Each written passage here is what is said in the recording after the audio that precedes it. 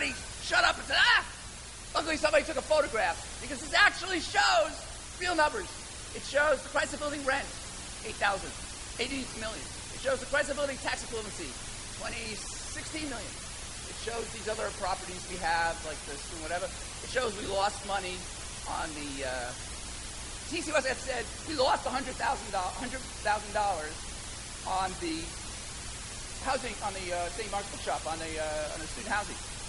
So of course, then there's big media pressure on us, so we lose another $30,000 because the vice president, the borough president told us to do so.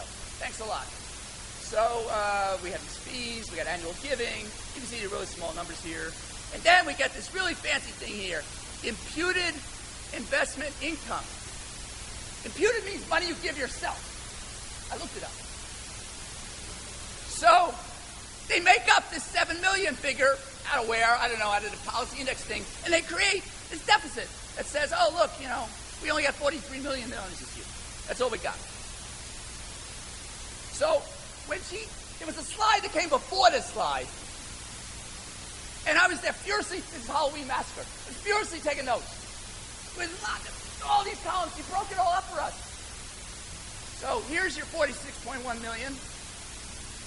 4 million, I don't know if it's point something, but they didn't write it down. 2.6 for architecture, 6.3, 1.8 for humanities, 14.7 million for academic instruction out of 46. And then they take a capital expense, because students don't know what they're looking at, and they list that as if it's an operating expense. But it's true. From a cash flow point of view, we do have to spend this $13.6 million every year, especially on a $175 million loan we just took out. So, the Alumni Pioneer put up this slide for TC Wescott saying, it says right here, student, I thought this was a presentation they made to the Board of Trustees. I thought they didn't want to give it to us because it was a secret. And it turns out it says right on the top, student presentation, 10/31/2011. TC Wescott made this just for us. So I said, why would you give it to us? I want to see the previous slide. We want the expense slide. We want the expense slide. Oh, because there's been lack of clarity with what numbers mean, I'm no longer providing information other than the audited financial statement in file 990. Thank you very much, TC Wescott. So, to sum up, the financial situation of the Cooper Union is complicated. It's not complicated like calculus. It's not complicated like Fourier transforms. It's not complicated like fractal geometry. It's complicated because they're a 100-piece puzzle, okay? It's a 100-piece puzzle in white. I've done 100-piece puzzles in white. I've done maybe a 1,000-piece puzzle in white. You know, I'm that kind of guy. I don't do it anymore. I don't have time, but it's complicated.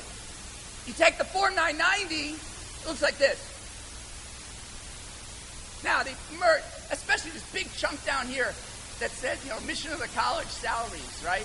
If anybody's looked at the Form 990, they see this enormous number that melds everybody that's not fundraising and that's not management into one big number. Then you go to consolidated financial statement, and again, these categories, they're moving things around, changing the cosmos. They can do whatever they want. They can put things wherever they want. They can reclassify is the important word. They can reclassify something that last year was here. I have stacks of numbers where the whole column for 2002 is different than the column for 2002 cited in the previous year. I got it right here. You want to see it? I'll show it to you. But, Barry, isn't it simple, says my stupid staff? Can't we just bring this down? So you get a pie chart. You want a pie chart? This looks like something a kindergarten kid puts together. Is it too complicated for you? In fact, my pie chart has 9 pieces to it. And theirs have 7 or 8. Mine's more complicated. So, to finish, transparency. Transparency means this.